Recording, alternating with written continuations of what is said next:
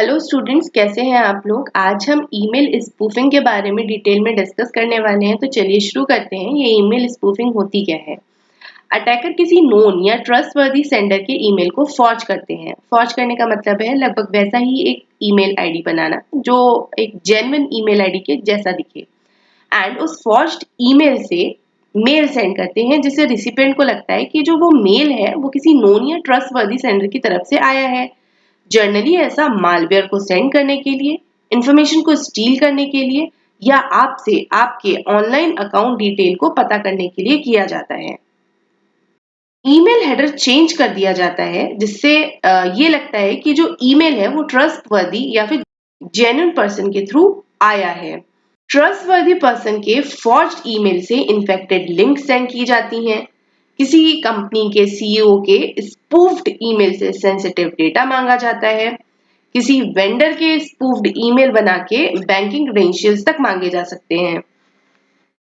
Email spoofing बहुत dangerous होती है क्योंकि यहाँ अटैकर को नॉर्मल सिक्योरिटी मेजर्स को बाईपास करके अनऑथराइज्ड एक्सेस देने की भी जरूरत नहीं पड़ती। यहाँ ह्यूमन टेंडेंसी को एक्सप्लॉइट किया जाता है।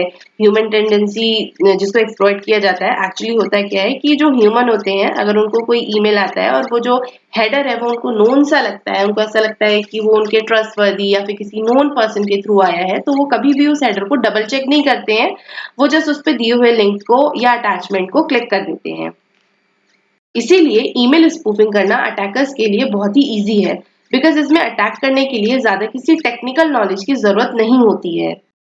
यूजर को फॉर्ज्ड ईमेल आईडी के बारे में बिल्कुल भी समझ नहीं आएगा अगर उसने हेडर को बहुत ध्यान से नहीं देखा है। तो चलिए अब डिस्कस करते हैं कि हम कैसे सेफगार्ड कर सकते हैं अपने आप को ईमेल स्पूफिंग से।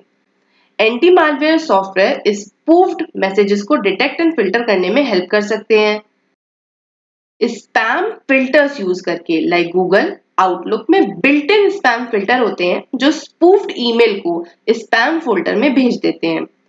To good to be true जैसे ईमेल और उसमें दिए हुए ऑफर्स या लिंक पर कभी भी भरोसा मत करिए। उस पे दिए हुए लिंक्स पर कभी भी क्लिक मत करिए। जैसे कई बार आपको मैसेजेस आते हैं या ईमेल आते हैं कि आपने इतना इतना अमाउंट जीत लिया है, दिए हुए लिंक पर क्लिक करिए और अपना अमाउंट क्लेम कर लीजिए। तो कभी भी ऐसे लिंक्स पर क्लिक मत करिए।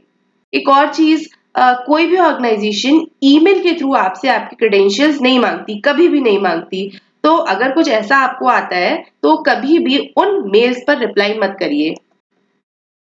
अननोन ईमेल्स में जो अटैचमेंट या लिंक्स दिए होते हैं उन पे कभी भी क्लिक मत करिए। उनको कभी भी डाउनलोड मत करिए। जो आपको लग रहा है कि ये किसी अननोन या रेंडमली कहीं से भी आ गया है तो उन पर कभी भी आप मत डाउनलोड मत करिए। जो भी उसमें अटैचमेंट है कभी भी मत डाउनलोड करिए।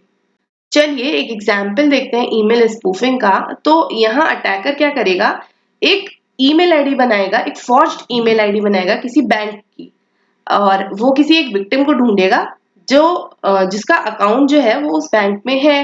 अब क्या होगा, अटैकर उस विक्टिम को एक ईमेल लिखेगा, email like your account will be suspended if you don't click on this link and change your password.